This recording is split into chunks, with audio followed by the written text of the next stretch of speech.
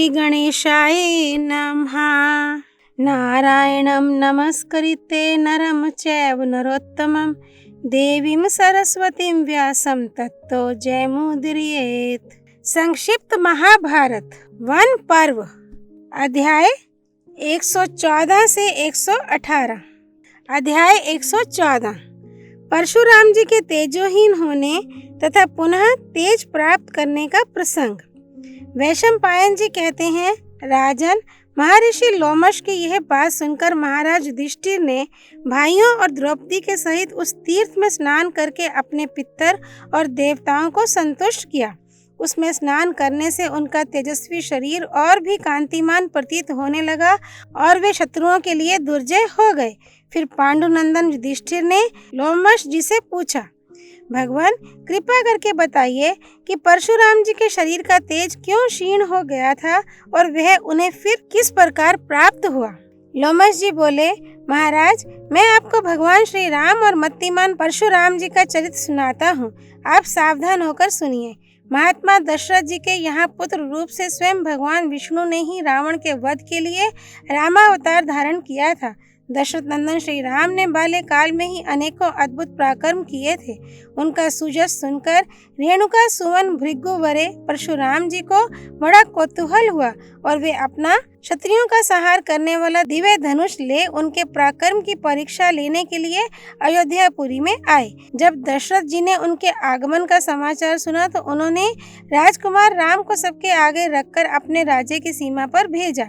राम जी को प्रसन्न वदन और शस्त्रास्त्र से सुसज्जित देख परशुराम जी ने कहा, राजकुमार, मेरा ये धनुष काल के समान कराल है। यदि तुम में बल हो तो इसे चढ़ाओ। तब श्री रामचंद्र जी ने परशुराम जी के हाथ से वह दिव्य धनुष ले लिया और खेल ही में उसे चढ़ा दिया। फिर मुस्कुराते हुए उसकी प्रत्यंचा का टंकार किया। उसके शब्द से समस्त प्राणी ऐसे भयभीत हो गए मानो उन पर वज्र टूट पड़ा हो। इसके पश्चात उन्होंने परशुराम जी से कहा, ब्राह्मण, लीजिए, आपका धनुष तो चढ़ा दिया, अब और क्या सेवा करूं। तब परशुराम जी ने उन्हें एक दिव्य बाण देकर कहा कि इसे धनुष पर रखकर उसे कान तक खींचकर दिखाओ। ये सुनकर श्री रामचंद्र जी ने कहा, भृगुनंदन, आप बड़े अभिमानी जान पड़ते हैं। मैं आपकी बातें सुनकर भी अनसुनी कर रहा हूँ। आपने अपने पितामह ऋषि की कृपा से विशेषतः क्षत्रियों को हराकर ही यह तेज प्राप्त किया है। निश्चय ही इसी से आप मेरा भी तिरस्कार कर रहे हैं। अच्छा, मैं आपको दिव्य नेत्र देता हूँ, उनसे आप मेरे स्वरूप को देखिए।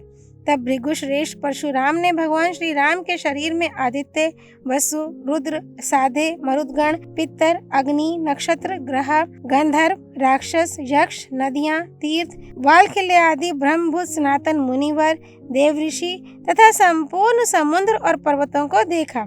इनके सिवा उन्हें उसमें उपनिषदों के सहित वेद, वष्टकार और यज्ञ याग आदि के सहित सजीव सामश्रुतियाँ और धनुर्वेद तथा मेघ, वर्षा और विद्युत भी दिखाई दिए। फिर भगवान श्री राम ने वह बाण छोड़ा तो बड़ी बड़ी लपटों के सहित सूखा वज्रपात होने लगा। सारा भूमंडल धूल वर्षा और मेघ वर्षा से छा गया। पृथ्वी कांपने लगी तथा सर्वत्र भीषण आघात और भयंकर शब्द होने लगा। रामचंद्र जी की भुजाओं से छूटे हुए उस बाण ने परशुराम जी को भी व्याकुल कर दिया और केवल उनका तेज हरकर वह फिर राम जी के पास लौट आया। जब उन्हें कुछ चेत हुआ तो उनके शरीर में मानो प्राणों का संचार हो गया और उन्होंने भगवान विष्णु के अंश रूप भगवान श्री राम को प्रणाम किया। फिर उनकी आज्ञा पाकर वे महेंद्र पर्वत पर चले गए और बड़े श्रांत एवं लज्जित होकर वहां रहने लगे। इस प्रकार 1 वर्ष बीत जाने पर जब पितृगण ने देखा कि परशुराम जी बड़े निस्तेज हो रहे हैं और उनका सारा मद चूर चूर हो गया है और वे अत्यंत दुखी हैं, तो उन्होंने उनसे कहा, बस, तुमने साक्षात विष्णु के सामने जाकर जैसा बर्ताव किया वह ठीक नहीं था। वे तो तीनों लोकों में सर्वदा ही पूजनीय और माननीय हैं। अब तुम जाकर वधूसर कृता नाम की पवित्र नदी में स्नान करो। सत्य युग में तुम्हारे प्रपितामह भृगु ने दीप्तोद नामक तीर्थ में बड़ी तपस्या की थी। उसमें स्नान करने से तुम्हारा शरीर पुनः तेजस्वी हो जाएगा। पितरों के इस प्रकार कहने से परशुराम जी ने इस तीर्थ में स्नान किया और ऐसा करने से उन्हें पुनः अपना खोया हुआ तेज प्राप्त हो गया। महाराज, परम पराक्रमी परशुराम जी ने इस प्रकार विष्णु भगवान से अड़कर अपना तेज खो दिया था। सो इस तीर्थ में स्नान करके पुनः प्राप्त कर लिया। अध्याय 115 वृत्रिवध और अगस्त्य जी के समुद्र शोषण का वृत्तांत। युधिष्ठिर ने कहा, विप्रवर, मैं महामति अगस्त्य जी के अद्भुत कर्मों को विस्तार से सुनना चाहता हूँ। लोमश जी बोले, राजन, मैं परम तेजस्वी अगस्त्य जी की अत्यंत दिव्य, अद्भुत और अलौकिक कथा सुनाता हूँ, तुम सावधान होकर सुनो। सत्य युग में काल के नाम के बड़े भयंकर और रणवीर दैत्य गण थे। वे वृत्रासुर के अधीन रहकर नाना प्रकार के शस्त्रास्त्र से सुसज्जित हो इंद्र आदि सभी देवताओं पर आक्रमण करते रहते थे। तब सब देवताओं ने मिलकर वृत्रासुर के वध का उद्योग आरंभ किया। वे इंद्र को आगे लेकर ब्रह्मा जी के पास आए। ब्रह्मा ने ये देखकर उनसे कहा, देवताओं, तुम जो काम करना चाहते हो वह मुझसे छिपा नहीं है। मैं तुम्हें वृत्रासुर के वध का उपाय बताता हूँ। भूलोक में दधीच नाम के एक बड़े उदार हृदय महर्षि हैं। तुम सब लोग जाकर उनसे वर मांगो। जब वे प्रसन्न होकर तुम्हें वर देने को तैयार हो तो उनसे ऐसा कहना कि मुनिवर, तीनों लोकों के हित के लिए आप हमें अपनी हड्डियां दे दीजिए। तब वे देह त्याग कर तुम्हें अपनी हड्डियां दे देंगे। उनकी हड्डियों से तुम एक 6 दांतों वाला बड़ा भयंकर और सुदृढ़ वज्र बनाना। उस वज्र से इंद्र वृत्रासुर का वध कर सकेगा। मैंने तुम्हें सब बातें बता दी हैं, अब जल्दी करो। ब्रह्मा जी के इस प्रकार कहने पर उनकी आज्ञा ले सब देवता सरस्वती के दूसरे तट पर दधीच ऋषि के आश्रम में आए। यह आश्रम अनेकों प्रकार के वृक्ष और लता आदि से सुशोभित था। वहाँ सूर्य के समान तेजस्वी महर्षि दधीच के दर्शन कर उनके चरणों में प्रणाम किया और ब्रह्मा जी के कथनानुसार उनसे वर प्रदान के लिए प्रार्थना की। तब दधीच ऋषि ने अत्यंत प्रसन्न होकर कहा, देवगण, तुम्हारा जिसमें हित हो वही मैं करूंगा। तुम्हारे लिए मैं अपने शरीर को भी न्यौछावर कर सकता हूँ। फिर देवताओं के अस्थि याचना करने पर मन और इंद्रियों को वश में रखने वाले मुनिवर दधीच ने सहसा अपने प्राण त्याग दिए। देवताओं ने ब्रह्मा जी के आदेशानुसार उनके निष्प्राण शरीर की हड्डियां ले लीं और विश्वकर्मा के पास जाकर अपना प्रयोजन बताया। विश्वकर्मा ने उन हड्डियों से एक भयंकर वज्र तैयार किया और अत्यंत प्रसन्न होकर इंद्र से कहा, देवराज, इस वज्र से आप देवताओं के शत्रु उग्रकर्मा वृत्रासुर को भस्म कर डालिए। विश्वकर्मा के ऐसा कहने पर देवराज इंद्र ने वज्र लेकर बलशाली देवताओं को साथ ले पृथ्वी और आकाश को घेर कर खड़े हुए वृत्रासुर पर धावा बोल दिया। उस समय शिखर युक्त पर्वतों के समान विशालकाय काल के गण अनेकों अस्त्र शस्त्र लिए वृत्रासुर की सब ओर से रक्षा कर रहे थे। देवता और ऋषियों के तेज से संपन्न इंद्र का बल बड़ा हुआ देख वृत्रासुर ने बड़ा भीषण सिंहनाद किया। उसकी गर्जना से पृथ्वी, आकाश, समस्त दिशाएं और पर्वत डगमगाने लगे। यहाँ तक कि उससे इंद्र भी भयभीत हो गया और उसने वृत्रासुर पर अपना भीषण वज्र छोड़ा। उस वज्र की चोट से प्राणहीन होकर वह महादैत्य उसी प्रकार पृथ्वी पर गिर पड़ा जैसे पूर्व काल में विष्णु भगवान के हाथ से खिसककर महाशैल मंदराचल गिर गया था। वृत्रासुर के मारे जाने से सभी देवता और महर्षियों को बड़ा आनंद हुआ और वे इंद्र की स्तुति करने लगे। इसके पश्चात उन्होंने वृत्रासुर के वध से दुखी काल के आदि समस्त दैत्यों को भी मारना आरंभ किया। तब वे सब दैत्य उनसे भयभीत होकर बड़े बड़े मच्छों और नाकों से भरे हुए अगाध समुद्र में घुसकर छिप गए। वहां से वे अत्यंत व्याकुल होकर आपस में त्रिलोकी के नाश का उपाय सोचने लगे। विचार करते करते उन्हें कालवश एक बड़ा ही भयंकर उपाय सूझा। उन्होंने निश्चय किया कि समस्त लोकों की रक्षा तप से होती है, अतः सबसे पहले तप का ही नाश करना चाहिए। पृथ्वी में जो भी तपस्वी, धर्मात्मा और ज्ञाननिष्ठ पुरुष हैं, उनके संहार के लिए शीघ्रता करनी चाहिए। बस उनका नाश होने से सारा संसार स्वयं ही नष्ट हो जाएगा। ऐसा निश्चय कर वे समुद्र में रहते हुए ही त्रिलोकी का नाश करने में तत्पर हो गए। वे क्रोध में भर गए और नित्य प्रति रात में समुद्र से बाहर आकर आसपास के आश्रम और तीर्थ आदि में रहने वाले मुनियों को खा जाते तथा दिन में समुद्र में छिपे रहते। उनका अत्याचार यहाँ तक बढ़ा कि सारी पृथ्वी पर ऋषि मुनियों की हड्डियां दिखाई देने लगीं और उनके कारण वह ऐसी जान पड़ने लगी मानो शंखों की ढेरियों से ढकी हुई हो। राजन, जब इस प्रकार संसार का संहार होने लगा तथा यज्ञ यागादि के समारोह नष्ट हो गए तो देवता लोग बड़े दुखी हुए। उन्होंने देवराज इंद्र के साथ मिलकर सलाह की और शरणागत वत्सल देवादिदेव श्रीमन नारायण की शरण ली। देवताओं ने वैकुंठनाथ अपराजित भगवान मधुसूदन के पास जाकर उन्हें नमस्कार किया और उनकी इस प्रकार स्तुति की। प्रभो, आप सारे संसार के उत्पत्ति, पालन और संहार करने वाले हैं। आप ही ने इस चराचर विश्व की रचना की है। कमल नयन, पूर्व काल में जब पृथ्वी समुद्र में डूब गई थी तो आप ही ने 12 रूप धारण करके इसका उद्धार किया था। पुरुषोत्तम, आप ही ने नृसिंह रूप धारण करके महाबली आदि दैत्य हिरण्यकशिपु का वध किया था।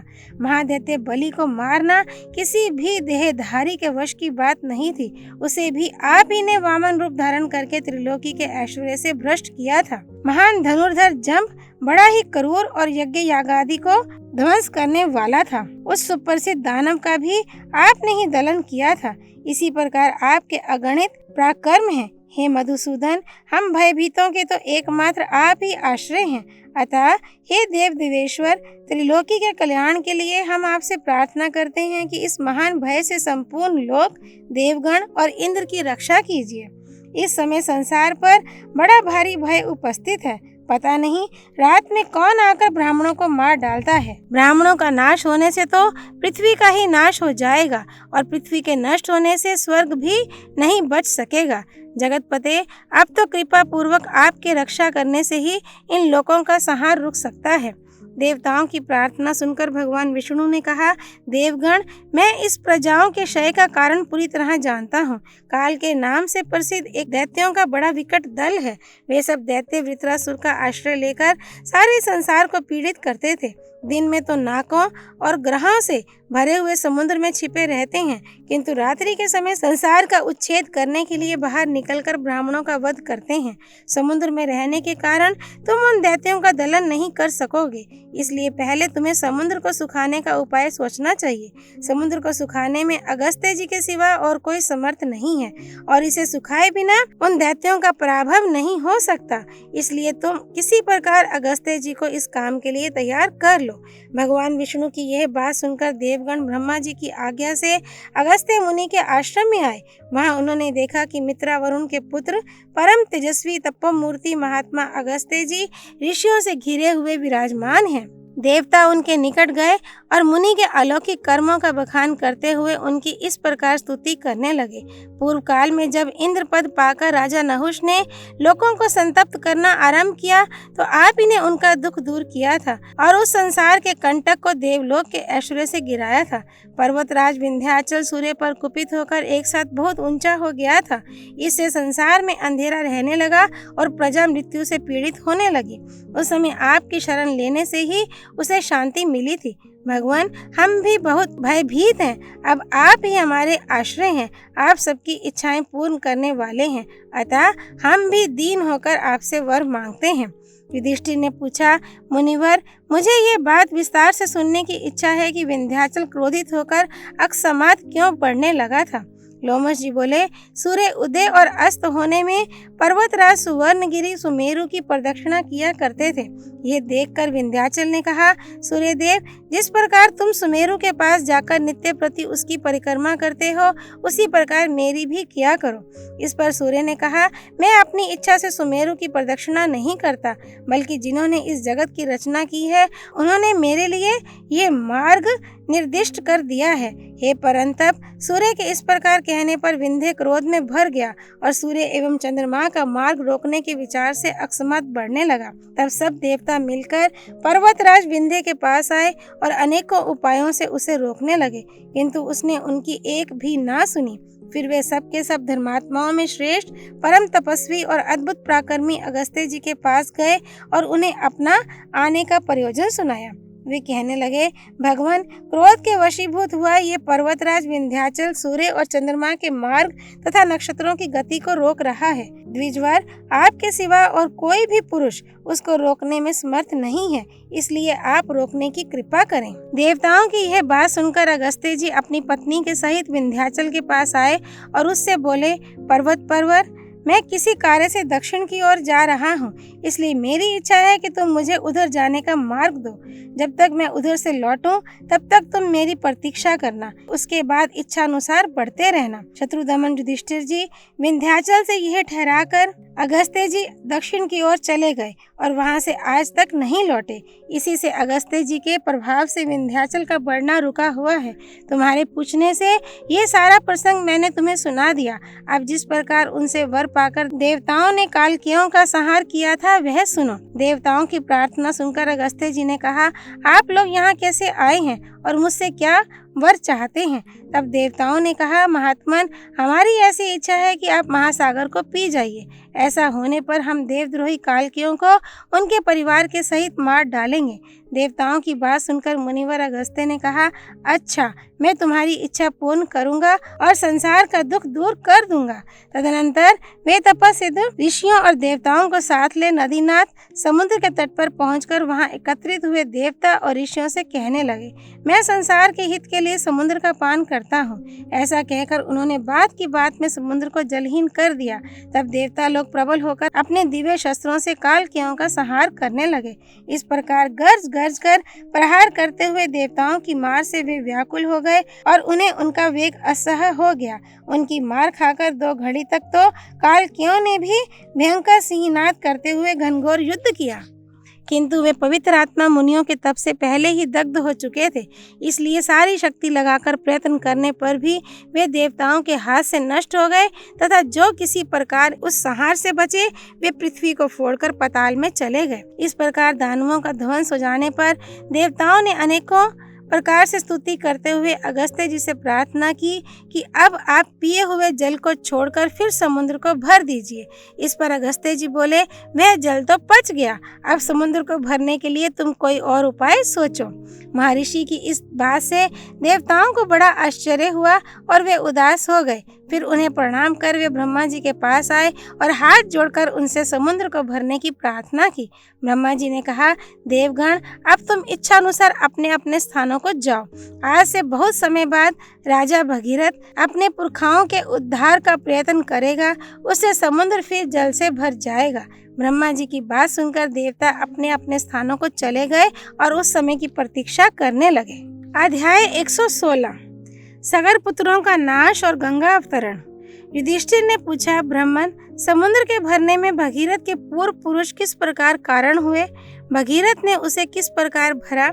ये प्रसंग मैं विस्तार से सुनना चाहता हूँ। लोमश जी बोले, राजन, इक्ष्वाकु वंश में सगर नाम के एक राजा थे। वे बड़े ही रूपवान, बलवान, प्रतापी और पराक्रमशील थे। उनकी वैदर्भी और शैब्या नाम की 2 स्त्रियां थीं। उन्हें साथ लेकर वे कैलाश पर्वत पर गए और वहां योगाभ्यास करते हुए बड़ी कठिन तपस्या करने लगे। कुछ काल तपस्या करने पर उन्हें त्रिपुर नाशक त्रिनयन भगवान शंकर के दर्शन हुए। महाराज सगर ने दोनों रानियों के सहित भगवान के चरणों में प्रणाम किया और पुत्र के लिए प्रार्थना की।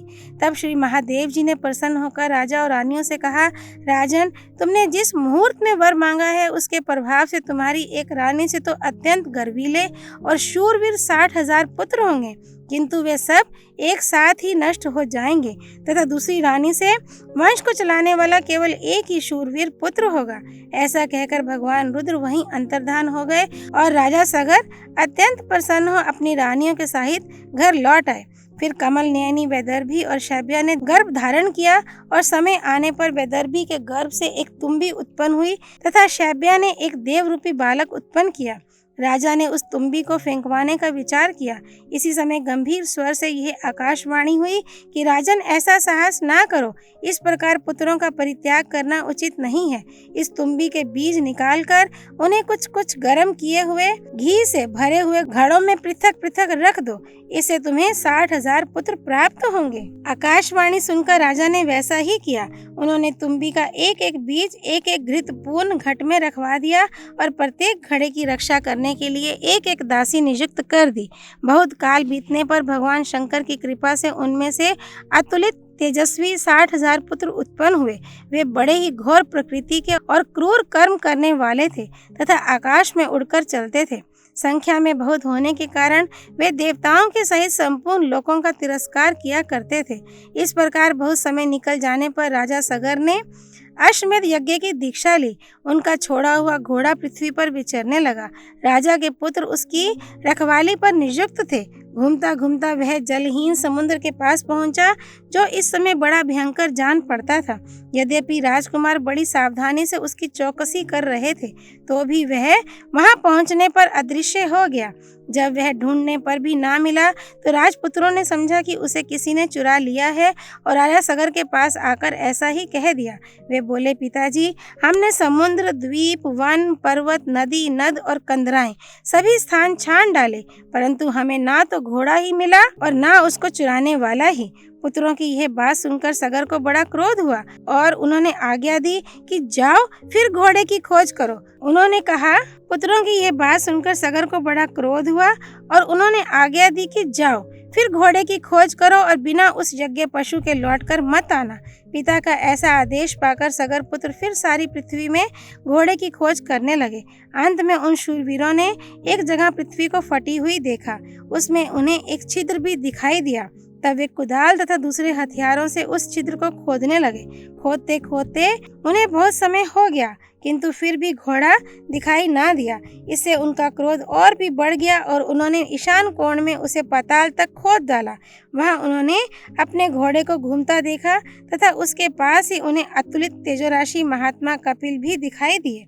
घोड़े को देखकर उन्हें हर्ष से रोमांच हो आया, किंतु कालवश भगवान कपिल पर वे क्रोध से भर गए और उनका तिरस्कार करके घोड़े को लेने के लिए बढ़े। इसे महातेजस्वी कपिल जी को भी क्रोध हो आया। उन्होंने त्योरी चढ़ाकर सगर पुत्रों पर अपना तेज छोड़ा और उन मंद बुद्धियों को भस्म कर दिया। उन्हें भस्मीभूत हुए देख देवऋषि नारद राजा सगर के पास आए और उन्हें सारा समाचार सुना दिया।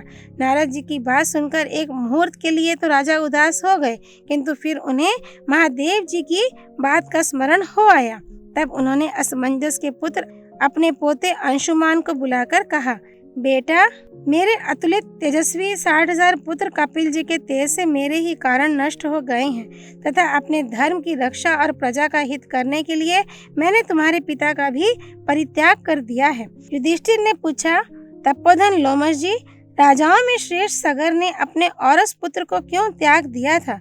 लोमश जी बोले, राजन, महाराज सगर का शैब्या के गर्भ से उत्पन्न हुआ पुत्र असमंजस नाम से विख्यात था। वे अपने पूर्ववासियों के दुर्बल बालकों को रोने चिल्लाने पर भी गला पकड़कर नदी में डाल देता था। इससे सब पूर्ववासी भय और शोक से व्याकुल रहने लगे और एक दिन राजा सगर के पास आकर हाथ जोड़कर कहने लगे, महाराज, आप हमारी शत्रुओं के शासना आदि जनित संकटों से रक्षा करने वाले हैं, अतः इस समय असमंजस से हमें जो घोर भय उपस्थित हो गया है उससे भी हमारी रक्षा कीजिए। पूर्ववासियों की बात सुनकर महाराज सगर एक मुहूर्त तक उदास रहे और फिर मंत्रियों को बुलाकर इस प्रकार कहा, यदि आप लोग मेरा प्रिय करना चाहते हैं तो तुरंत ही एक काम कीजिए, मेरे पुत्र असमंजस को अभी इस नगर से बाहर निकाल दीजिए। राजा के आज्ञा अनुसार मंत्रियों ने तत्काल वैसा ही किया। इस प्रकार महात्मा सगर ने पूर्ववासियों के हित के लिए अपने पुत्र को निकाल दिया था। सगर ने अंशुमान से कहा, बेटा, तुम्हारे पिता को मैं नगर से निकाल चुका हूँ। मेरे और सब पुत्र भस्म हो गए हैं और यज्ञ का घोड़ा भी मिला नहीं है, इसलिए मेरे चित्त में बड़ा खेद हो रहा है।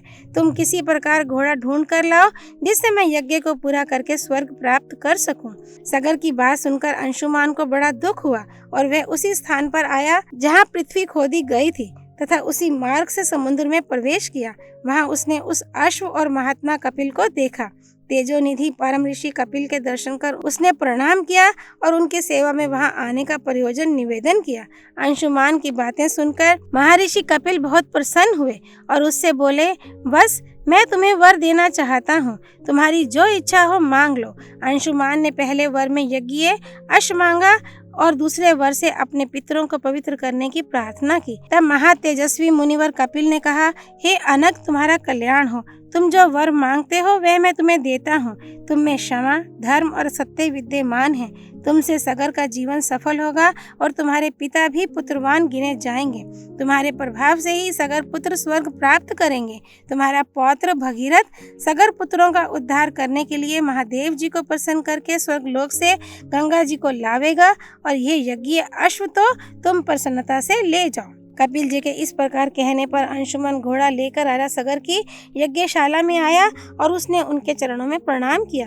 राजा सगर ने अंशुमान का सिर सूंघा तथा ये जानकर कि घोड़ा यज्ञशाला में आ गया है, उन्होंने पुत्रों के मारे जाने का शोक त्याग दिया।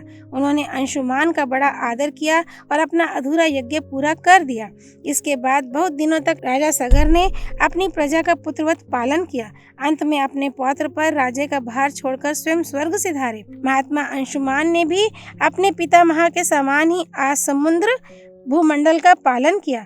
उनके दिलीप नाम का धर्मात्मा पुत्र हुआ। उसे राजे सोमकर अंशुमान भी परलोकवासी हुए। दिलीप को जब अपने पितृगण के विनाश की बात मालूम हुई तो उनके हृदय में बड़ा संताप हुआ।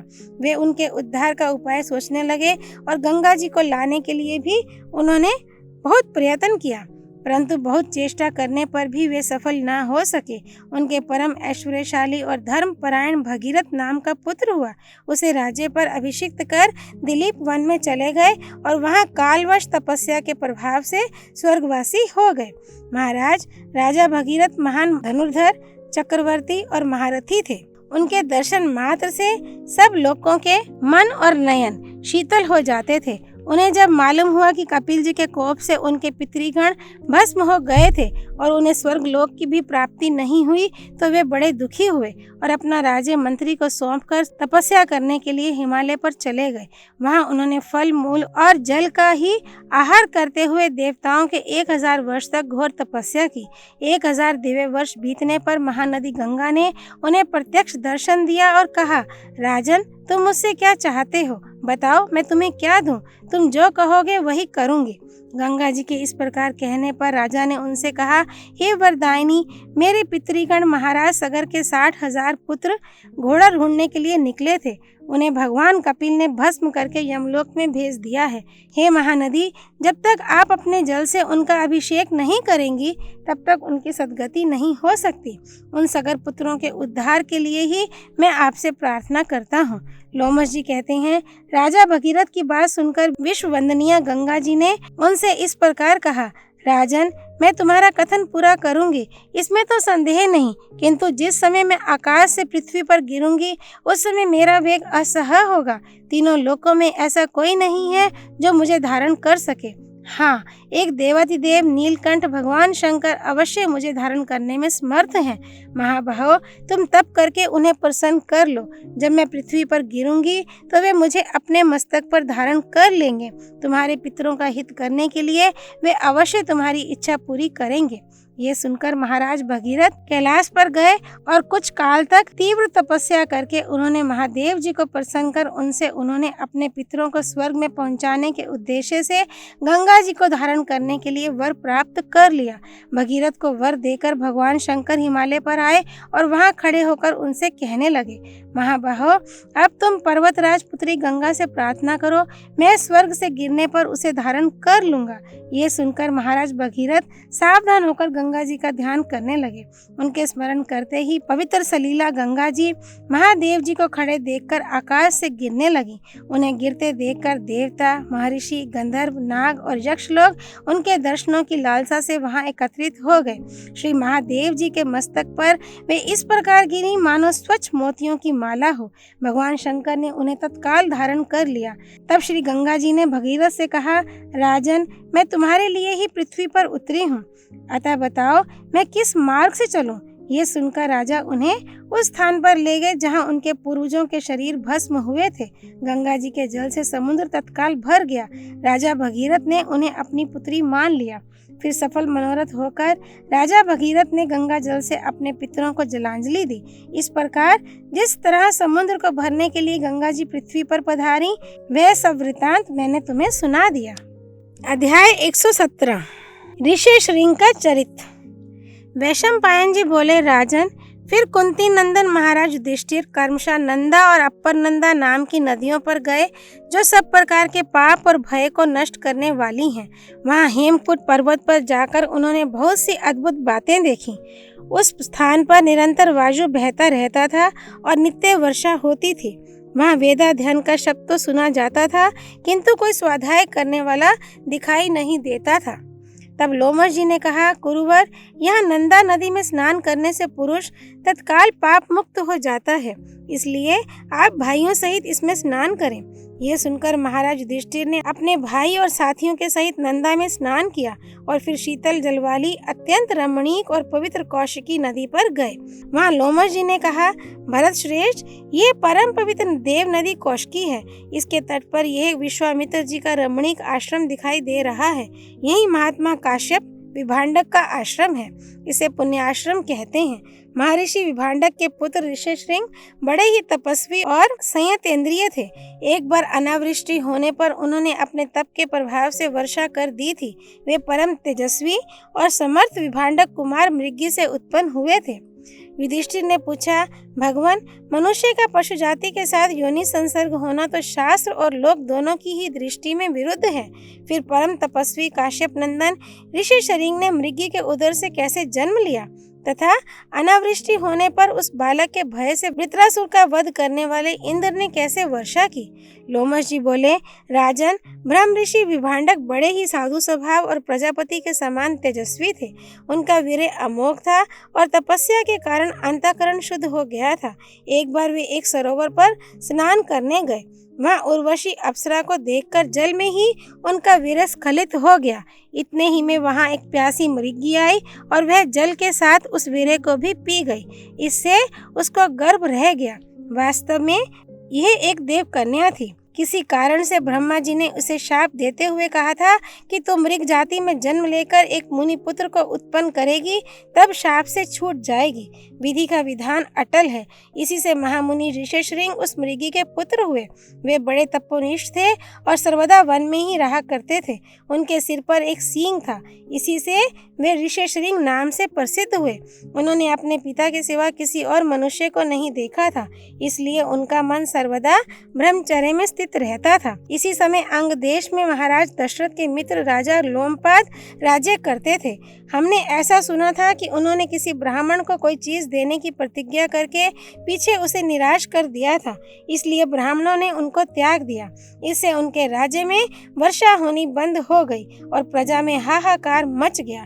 तब उन्होंने तपस्वी और मनस्वी ब्राह्मणों से पूछा, भूदेवो, अब वर्षा कैसे हो, इसका कोई उपाय बताइए। वे सब अपना अपना मत प्रकट करने लगे। तब उनमें से एक मुनि श्रेष्ठ ने कहा, राजन, ब्राह्मण आप पर कुपित हैं, इसका आप प्रायश्चित कीजिए। ऋषिशृंग नामक एक मुनि कुमार हैं। वे वन में ही रहते हैं और बड़े ही शुद्ध एवं सरल हैं। स्त्री जाति का तो उन्हें कोई पता ही नहीं है। उन्हें आप अपने देश में बुला लीजिए। वे यदि यहाँ आ गए तो तुरंत ही वर्षा होने लगेगी। ये सुनकर राजा लोमपाद ने ब्राह्मणों के पास जाकर अपने अपराध का प्रायश्चित कराया। उनके प्रसन्न होने पर उन्होंने अपने मंत्रियों को बुलाकर ऋषिशृंग को लाने के विषय में परामर्श किया। उनसे सलाह करके उन्होंने अपने राज्य की प्रधान वेश्याओं को बुलाया और उनसे कहा, सुंदरियों, तुम किसी प्रकार मोहित करके और अपने में विश्वास उत्पन्न करके मुनि कुमार ऋषिशृंग को मेरे राज्य में ले आओ। तब उनमें से एक वृद्धा वेश्या ने कहा, राजन, मैं तपोधन ऋषिशृंग को लाने का प्रयत्न तो करूंगी, परंतु मुझे जिन जिन भोग सामग्रियों की आवश्यकता है उन सबको दिलाने की आप कृपा करें। तब राजा का आदेश पाकर उस वृद्धा ने अपनी बुद्धि के अनुसार नौका के भीतर एक आश्रम तैयार कराया। उस आश्रम को अनेक प्रकार के फल और फूलों वाले बनावटी वृक्षों से सजाया गया, जिन पर तरह तरह की झाड़ियां और लताएं छाई हुई थीं। वह नौका आश्रम बड़ा ही रमणीय और मन को लुभाने वाला था। उसे विभांडक मुनि के आश्रम से थोड़ी दूरी पर बंधवाकर गुप्तचरों से इस बात का पता लगवाया कि मुनिवर किस समय आश्रम से बाहर चले जाते हैं। फिर विभांडक मुनि की अनुपस्थिति के समय अपनी पुत्री वेश्या को सब बातें समझाकर ऋषिशृंग के पास भेजा। उस वेश्या ने आश्रम में जाकर उन तपोनिष्ठ मुनि कुमार के दर्शन किए और उनसे कहा, मुनिवर, यहाँ सब तपस्वी आनंद में है ना? आप भी कुशल से हैं ना? तथा आपका वेदाध्ययन तो अच्छी तरह चल रहा है ना?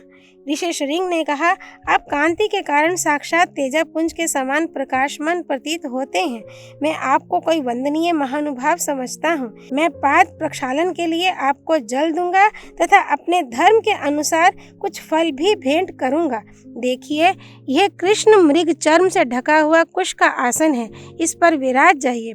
आपका आश्रम कहाँ है और आप किस नाम से प्रसिद्ध हैं?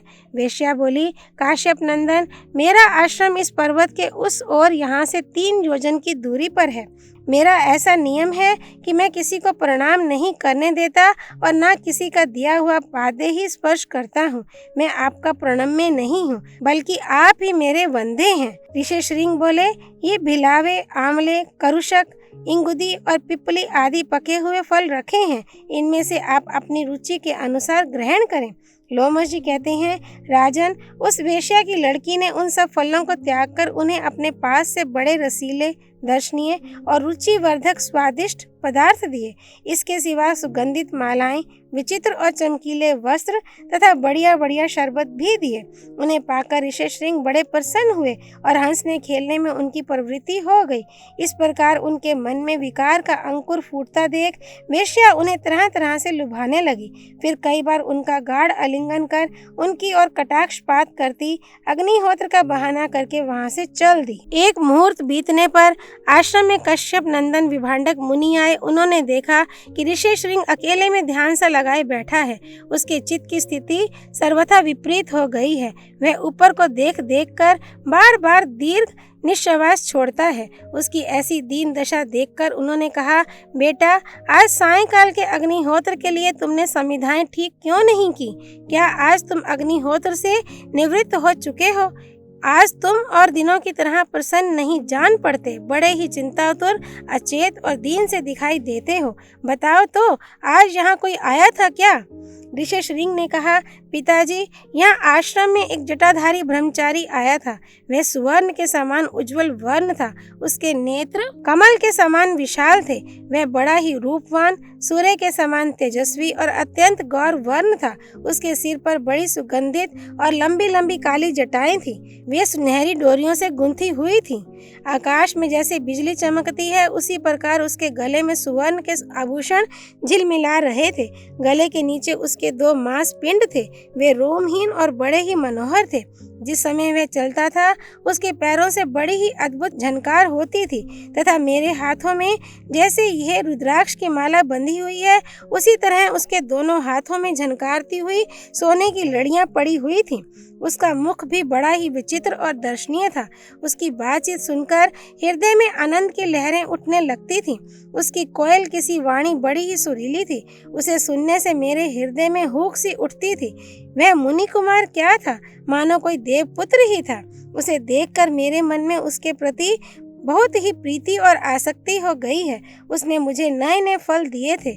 मैंने अब तक जो जो फल खाए हैं, उनमें से किसी में भी वैसा रस नहीं मिला। उनमें ना तो वैसे छिलके ही हैं और ना उनके समान गुदा ही है। उस रूपवान मुनि कुमार ने मुझे बड़ा ही स्वादिष्ट जल पीने को दिया था। उसे पीते ही मुझे बड़े आनंद का अनुभव हुआ और पृथ्वी घूमती सी दिखाई देने लगी। वे जो बड़े ही विचित्र और सुगंधित पुष्प पड़े हुए हैं, उसके वस्त्रों में गुंथे हुए थे। इन्हें बिखेर कर वह तब से देदीप्यमान मुनि कुमार अपने आश्रम को चला गया है। उसके जाते ही मैं अचेत सा हो गया हूँ और मेरे शरीर में दाह सा होता है। मैं चाहता हूँ जल्दी से जल्दी उसके पास पहुँचूं और उसे यहाँ लाकर सदा अपने साथ रखूं। विभांडक बोले, बेटा, ये तो राक्षस हैं। ये ऐसे ही विचित्र और दर्शनीय रूप से घूमते रहते हैं। ये बड़े ही पराक्रमी होते हैं और ऐसे सुंदर सुंदर रूप धारण करके सर्वदा तपस्या में विघ्न डालने का विचार करते रहते हैं। जिस जितेंद्रिय मुनि को उत्तम लोकों में जाने की इच्छा हो, उसे इनका साथ नहीं करना चाहिए। वे बड़े पापी होते हैं और तपस्वियों को विघ्न पहुंचाकर ही प्रसन्न होते हैं। तपस्वी को तो उनकी ओर आंख उठाकर देखना भी नहीं चाहिए। बेटा, तुम जिन स्वादिष्ट पेय पदार्थों की बात कहते हो, उन्हें तो दुष्ट लोग पीते हैं और वे ही ऐसी रंग बिरंगी सुगंधित मालाएं पहनते हैं। ये चीजें मुनियों के लिए नहीं बताई गई हैं। ये राक्षस हैं। ऐसा कहकर विभांडक मुनि ने अपने पुत्र को रोक दिया और स्वयं उस वेश्या को ढूंढने लगे। जब 3 दिन तक उसका कोई पता ना लगा तो आश्रम में लौट आए। इसके पश्चात जब श्रौत विधि के अनुसार विभांडक मुनि फिर फल लेने के लिए गए तो वह वेश्या ऋषिशृंग को फंसाने के लिए फिर आई। उसे देखते ही ऋषिशृंग बड़े हर्षित हुए और हड़बड़ाकर उसके पास दौड़ आए तथा उससे बोले, देखो, पिताजी के यहाँ आने से पहले ही हम तुम्हारे आश्रम को चलेंगे। हे राजन, इस युक्ति से विभांडक मुनि के एकमात्र पुत्र ऋषिशृंग को उन माँ बेटी ने नाव पर चढ़ा लिया और उसे खोलकर वे तरह तरह के उपायों से उन्हें आनंदित करती अंगराज लोमपाद के पास ले आई। अंगराज उन्हें अपने अंतःपुर में ले गए। इतने ही में उन्होंने देखा कि सहसा वृष्टि होने लगी और सब और जल ही जल हो गया। इस प्रकार अपनी मनोकामना पूर्ण होने पर राजा लोमपाद ने उन्हें अपनी कन्या शांता विवाह दी। इधर जब विभांडक मुनि फल फूल लेकर आश्रम में लौटे तो बहुत ढूंढने पर भी उन्हें अपना पुत्र दिखाई ना दिया। इससे उन्हें बड़ा ही क्रोध हुआ और ऐसी आशंका हुई कि यह सारा षड्यंत्र अंगराज का ही रचा हुआ है। अतः वे अंगाधिपति को उनके नगर और राष्ट्र के सहित भस्म कर डालने के विचार से चंपापुरी की ओर चले। मार्ग में चलते चलते जब वे थक गए और उन्हें भूख सताने लगी तो वे ग्वालियों के संपत्तिशाली घोषों में आए। ग्वालों ने उनका राजाओं के समान बड़ा आदर सत्कार किया और वहां उन्होंने एक रात विश्राम किया। जब गोपों ने उनकी अत्यंत आवभगत की तो उन्होंने पूछा, क्यों भाई, तुम किसके सेवक हो?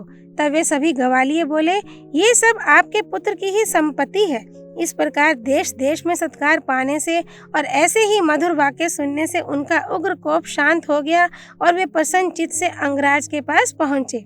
नरश्रेष्ठ लोमपाद ने उनका विधिवत पूजन किया। उन्होंने देखा कि स्वर्ग लोक में जैसे देवराज इंद्र रहते हैं वैसे ही वहां उनका पुत्र विद्यमान है। साथ ही उन्होंने विद्युत के समान चमचमाती अपनी पुत्र वधू शांता को भी देखा। पुत्र को अनेकों ग्राम और घोष मिले देखकर तथा शांता को देखकर उनका सारा क्रोध उतर गया। फिर तो जिसमें राजा लोमपाद की विशेष प्रसन्नता थी वही काम उन्होंने किया। पुत्र को वहीं छोड़कर उन्होंने उससे कहा, जब तुम्हारे पुत्र उत्पन्न हो जाए तो राजा का सब प्रकार मन रखकर मन में ही चले आना। ऋषिशृंग भी पिता की आज्ञा का पालन कर फिर उन्हीं के पास चले आए। शांता भी सब प्रकार अपने पति के अनुकूल आचरण करने वाली थी। वह भी वन में ही रहकर उनकी सेवा करने लगी। जिस प्रकार सौभाग्यवती अरुंधति वशिष्ठ की, लोपामुद्रा अगस्त्य की और दमयंती नल की सेवा करती थी, उसी प्रकार शांता ने भी अत्यंत प्रेम पूर्वक अपने वनवासी पतिदेव की सेवा की। ये पवित्र कीर्तिशाली आश्रम उन्हीं ऋषिशृंग का है। इसके कारण इस समीपवर्ती विशाल सरोवर की शोभा भी बहुत बढ़ गई है। इसमें स्नान करके तुम कृतकृत्य और शुद्ध हो जाओ, फिर दूसरे तीर्थों की यात्रा करना। अध्याय 118 परशुराम जी की उत्पत्ति और उनके चरित्रों का वर्णन। वैशंपायन जी कहते हैं, जन्मेजय उस सरोवर में स्नान करके महाराज युधिष्ठिर कौशिकी नदी के किनारे होते हुए कर्मशा सभी तीर्थ स्थानों में गए। फिर उन्होंने समुद्र तट पर पहुंचकर गंगा जी के संगम स्थान में मिली हुई 500 नदियों की सम्मिलित धारा में स्नान किया। इसके पश्चात वे समुद्र के किनारे किनारे अपने भाइयों के सहित कलिंग देश में आए। वहाँ लोमश जी कहने लगे, कुंती नंदन, ये कलिंग देश है। यहाँ वैतरणी नदी बहती है। इस स्थान पर देवताओं का आश्रय लेकर स्वयं धर्मराज ने यज्ञ किया था। इसके अनंतर भाग्यवान पांडवों ने द्रौपदी सहित वैतरणी नदी में उतरकर पितृ तर्पण किया। उस समय महाराज युधिष्ठिर कहने लगे, लोमश जी, इस नदी में आचमन करके मैं तप के प्रभाव से मानवीय विषयों से मुक्त हो गया हूँ। आपकी कृपा से मुझे सारे लोग दिखाई दे रहे हैं। देखिए, ये मुझे पाठ करते हुए वानप्रस्थी महात्माओं का शब्द सुनाई दे रहा है। तब लोमश जी ने कहा, राजन, चुप हो जाइए। ये ध्वनि तो तुम्हें 30,000 योजन दूर से सुनाई दे रही है। वैशंपायन जी बोले, इसके पश्चात महात्मा युधिष्ठिर महेंद्र पर्वत पर गए और वहां एक रात निवास किया। वहां रहने वाले तपस्वियों ने उनका बड़ा सत्कार किया। लोमश मुनि ने उन भृगु, अंगिरा, वशिष्ठ और कश्यप वंशीय ऋषियों का परिचय दिया। फिर उनके पास जाकर राजऋषि युधिष्ठिर ने प्रणाम किया और परशुराम जी के सेवक वीरवर अकृत वर्ण से पूछा। भगवान परशुराम जी इन तपस्वियों को किस समय दर्शन देंगे? इनके साथ ही मैं भी उनके दर्शन करना चाहता हूँ। अकृत वरुण ने कहा, श्री परशुराम जी तो सबके हृदय की बात जानने वाले हैं। आपके आने का तो उन्हें पता लग ही गया होगा। आपके प्रति उनका प्रेम भी है ही, इसलिए वे शीघ्र ही आपको दर्शन देंगे। तपस्वियों को उनका दर्शन चतुर्दशी और अष्टमी को होता है। आज की रात बीतने पर कल चतुर्दशी होगी, तब आप भी उनका दर्शन करेंगे। युधिष्ठिर ने पूछा, आप जमदग्नि नंदन महाबली परशुराम जी के सेवक हैं। उन्होंने पहले जो कृत्य किए हैं वे सब आपने प्रत्यक्ष देखे हैं। अतः जिस प्रकार और जिस निमित्त से उन्होंने युद्ध में क्षत्रियों को परास्त किया था वह सब आप मुझे सुनाइए। अकृत वरुण ने कहा, राजन, मैं भृगुवंश में उत्पन्न हुए जमदग्नि नंदन देवतुल्य भगवान परशुराम जी का चरित्र सुनाता हूँ। ये आख्यान बड़ा ही सुंदर और महान है। उन्होंने है वंश में उत्पन्न हुए जिस कार्तवीर्य अर्जुन का वध किया था उसके 1000 भुजाएं थी। श्री दत्तात्रेय जी की कृपा से उसे एक सोने का विमान मिला था तथा पृथ्वी के सभी प्राणियों पर उसका प्रभुत्व था। उसके रथ की गति को कोई भी नहीं रोक सकता था। उस रथ और वर के प्रभाव से वह वीर देवता, यक्ष और ऋषि सभी को कुचले डालता था। इस प्रकार उसके द्वारा सर्वत्र सभी प्राणी पीड़ित हो रहे थे। इसी समय काने कुब्ज कनौज नामक नगर में गाधी नाम का एक बलवान राजा राज्य करता था। वह वन में जाकर रहने लगा। वहाँ उसकी एक कन्या उत्पन्न हुई थी जो अप्सरा के समान सुंदरी थी। उसका नाम था सत्यवती। उसके लिए भृगुनंदन ऋचिक ने राजा के पास जाकर याचना की। राजा गाधी ने ऋचिक मुनि के साथ सत्यवती का ब्याह कर दिया। विवाह कार्य संपन्न हो जाने पर भृगु जी आए और अपने पुत्र को सपत्नीक देखकर बड़े प्रसन्न हुए। तब उन्होंने पुत्र वधु से कहा, सौभाग्यवती वधु, तुम वर मांगो, तुम्हारी जो इच्छा होगी वही मैं दूंगा। उसने अपने ससुर जी को प्रसन्न देखकर अपने और अपनी माता के लिए पुत्र की याचना की। तब भृगु जी ने कहा, तुम और तुम्हारी माता ऋतु स्नान करने के पश्चात पुत्रोत्पत्ति की कामना से अलग अलग वृक्षों का आलिंगन करना।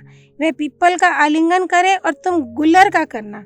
इसके सिवा मैंने सारे संसार में घूमकर तुम्हारे और तुम्हारी माता के लिए बड़े प्रयत्न से ये 2 चरु तैयार किए हैं। इन्हें तुम सावधानी से खा लेना। ऐसा कहकर मुनि अंतर्धान हो गए, किंतु उन माँ बेटी ने चरु भक्षण करने और वृक्षों का आलिंगन करने में उलटफेर कर दिया। बहुत दिन बीतने पर भगवान भृगु फिर लौटे और उन्होंने दिव्य दृष्टि से सब बात जान ली। तब उन्होंने अपनी पुत्र वधु सत्यवती से कहा, बेटी, चरु और वृक्षों में उलटफेर करके तेरी माता ने तुझे धोखा दिया है। तूने जो चरु खाया है और जिस वृक्ष का आलिंगन किया है उसके प्रभाव से तेरा पुत्र ब्राह्मण होने पर भी क्षत्रियों के से आचरण वाला होगा तथा तेरी माता का पुत्र क्षत्रिय होकर भी ब्राह्मणों के से आचरण वाला, बड़ा तेजस्वी, सत्पुरुषों के मार्ग का अनुसरण करने वाला होगा।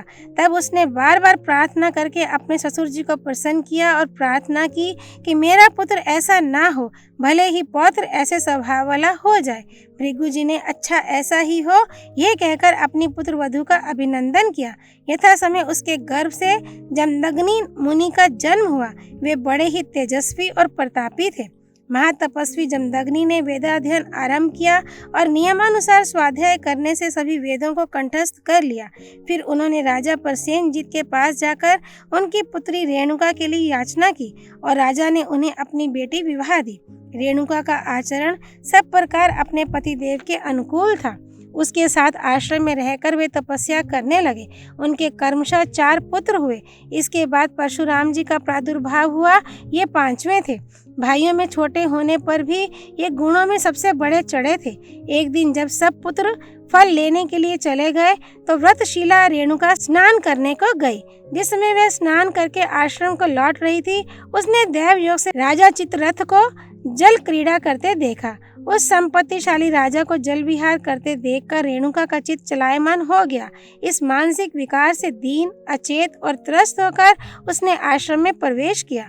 महातेजस्वी जमदग्नि मुनि ने सब बात जान ली और उसे अधीर एवं भ्रम तेज से च्युत हुई देखकर बहुत धिक्कारा।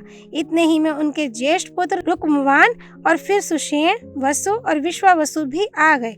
मुनि ने कर्मशः उन सभी से कहा कि इस अपनी माँ को तुरंत मार डालो, किंतु वे मोहवश हक्के बक्के से रह गए। कुछ भी ना बोल सके। तब मुनि ने क्रोधित होकर उन्हें शाप दिया, जिससे उनकी विचार शक्ति नष्ट हो गई और वे मृग एवं पक्षियों के समान जड़ बुद्धि हो गए। उन सब के पीछे शत्रु पक्ष के वीरों का संहार करने वाले परशुराम जी आए। उनसे महातपस्वी जमदग्नि मुनि ने कहा, बेटा, अपनी इस पापिनी माता को अभी मार डाल और इसके लिए मन में किसी प्रकार का खेद ना कर। ये सुनकर परशुराम ने फरसा लेकर उसी क्षण अपनी माता का मस्तक काट डाला। राजन, इससे जमदग्नि का कोप सर्वथा शांत हो गया और उन्होंने प्रसन्न होकर कहा, बेटा, तुमने मेरे कहने से वह काम किया है जिसे करना बड़ा ही कठिन है, इसलिए तुम्हारी जो जो कामनाएं हो वे सब मांग लो। तब उन्होंने कहा, पिताजी, मेरी माता जीवित हो जाएं, उन्हें मेरे द्वारा मारे जाने की बात याद ना रहे, उनके मानस पाप का नाश हो जाए, मेरे चारों भाई स्वस्थ हो जाएं, युद्ध में मेरा सामना करने वाला कोई ना हो और मैं लंबी आयु प्राप्त करूं। परम तपस्वी जमदग्नि ने भी वरदान के द्वारा उनकी सभी कामनाएं पूर्ण कर दी। एक बार इसी तरह उनके सब पुत्र बाहर गए हुए थे। उसी समय अनूप देश का राजा कार्तवीर्य अर्जुन उधर आ निकला। जिस समय वह आश्रम में पहुंचा, मुनि पत्नी रेणुका ने उसका आतिथ्य सत्कार किया। कार्तवीर्य अर्जुन युद्ध के मद से उन्मत्त हो रहा था। उसने सत्कार की कुछ कीमत न करके आश्रम की होम धेनु के डकारते रहने पर भी उसके बछड़े को हर लिया और वहां के वृक्ष आदि भी तोड़ दिए। जब परशुराम जी आश्रम में आए तो स्वयं जमदग्नि जी ने उनसे सारी बातें कहीं। उन्होंने होम की गाय को भी रोते देखा। इससे वे बड़े ही कुपित हुए और काल के वशीभूत हुए सहस्त्रार्जुन के पास आए। तब शत्रु दमन परशुराम जी ने अपना सुंदर धनुष ले उसके साथ बड़ी वीरता से युद्ध कर पहने बाणों से उसकी परिख सदृश हजारों भुजाओं को काट डाला तथा उसे परास्त कर काल के हवाले किया। इससे सहस्त्रार्जुन के पुत्रों को बड़ा क्रोध हुआ और वे एक दिन परशुराम जी की अनुपस्थिति में आश्रम में बैठे हुए जमदग्नि जी पर जा टूटे। परम तेजस्वी जमदग्नि जी तो तपस्वी ब्राह्मण थे। उन्होंने युद्ध आदि कुछ भी नहीं किया तो भी उन्होंने उन्हें मार डाला। इस समय वे अनाथ की तरह हे राम यही चिल्लाते रहे। जब उनकी हत्या करके वे आश्रम से चले गए तो परशुराम जी समिधा लेकर आए। वहां अपने पिताजी को इस प्रकार दुर्दशा पूर्वक मरे देखकर उन्हें बड़ा दुख हुआ और वे फूट फूट कर रोने लगे। कुछ समय तक वे करुणा पूर्वक तरह तरह से विलाप करते रहे। फिर उन्होंने अपने पिता के सब प्रेत कर्म किए और उनका अग्नि संस्कार कर संपूर्ण क्षत्रियों का संहार करने की प्रतिज्ञा की। महाबली भृगुनंदन क्रोध के आवेश में साक्षात काल के समान हो गए और उन्होंने अकेले ही कार्तवीर्य के सब पुत्रों को मार डाला। उस समय जिन जिन क्षत्रियों ने उनका पक्ष लिया उन सब का भी उन्होंने सफाया कर दिया। इस प्रकार 21 बार भगवान परशुराम ने पृथ्वी को क्षत्रियहीन कर दिया और उनके रक्त से समंत पंचक क्षेत्र में 5 सरोवर भर दिए।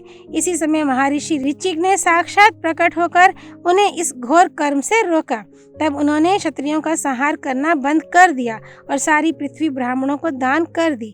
इस प्रकार समस्त भूमंडल ब्राह्मणों को देकर वे इस महेंद्र पर्वत पर निवास करते हैं।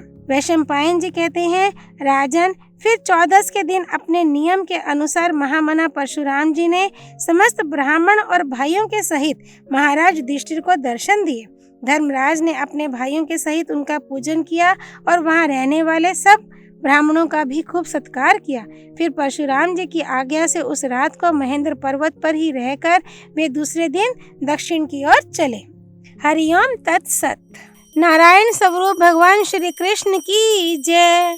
भगवती सरस्वती जी की जय। भगवान व्यास परम ऋषि श्री कृष्ण द्वैपायन की जय। श्री हरि अर्पणमस्तु।